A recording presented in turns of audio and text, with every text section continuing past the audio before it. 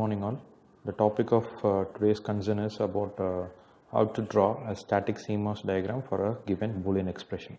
So for example, I am taking a expression like this: a plus b dot c plus dot into d plus e whole bar, right?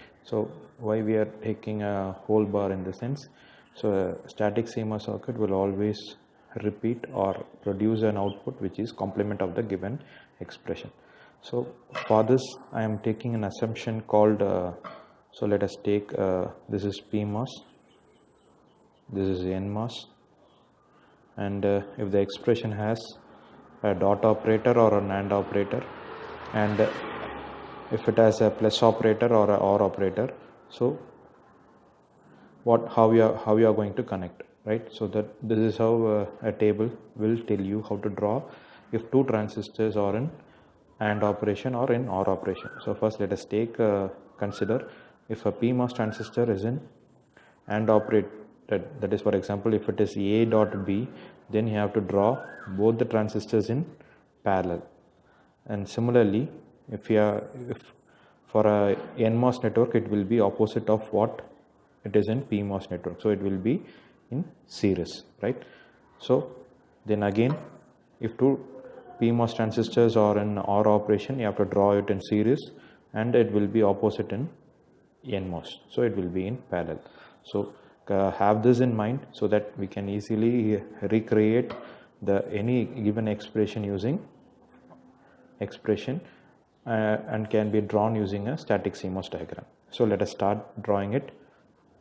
So the basic structure of a static CMOS circuit is it will have a supply line, and then below the supply line you have to connect PMOS network, and it will have a ground, and above the ground you have to draw the NMOS network or NMOS transistors, and in between, so from between them you have to take the output node. Okay, so உங்களுக்கு வந்து ground supply இருக்கும். Supply கூட எப்பொழுதுமே you have to connect your PMOS network because they are called as pull-up transistors, and you have to connect NMOS transistors with your ground terminal because they are called as pull-down transistors. And இது ரெண்டுத்துக்கும் நடுவுல இருந்து we have to take your output terminal, right? So this will be the general structure. So based on this you can connect. Okay, then now we can start. So first you have to draw the supply terminal. So from this expression we can see A plus B is the first two terms, right? So this is separated using a plus operator. So first you have to draw PMOS transistor. If two transistors are in OR operation, you have to draw them in serial. So I am drawing like this. So I am drawing A and B in series,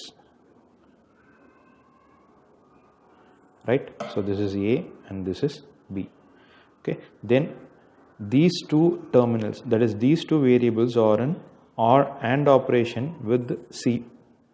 So if some variables are in AND operation, you have to draw it in parallel, right? So here C transistor is in OR operation with these two transistors, so you have to draw C transistor parallel to these two. So draw it like this.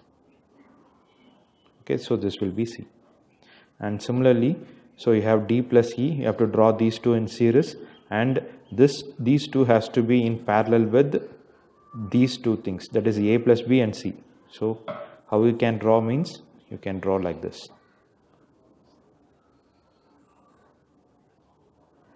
So from this you can see D and E are in series because they are separated by OR operation, and these two transistors are in parallel with A, B and C. And don't forget to put a bubble at the gate terminal of your transistor because it indicates that this is a PMOS transistor. Then what you have to do, so this is the basic diagram.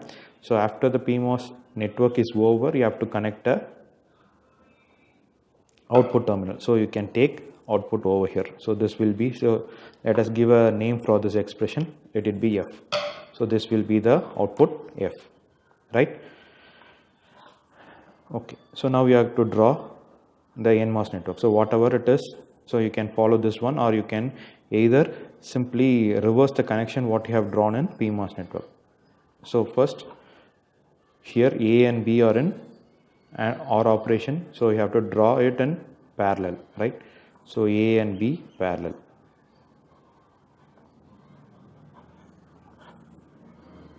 So here you need not to draw any bubbles because NMOS transistor doesn't need any bubbles. So this will be A and this will be B.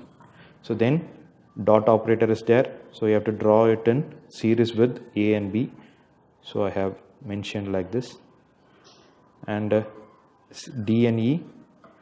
So here it is in series. So if it is in series, you have to draw it in parallel in N network, right? So that is what we have seen here. So here if it is in series, here you have to draw it in parallel. So it will be like this.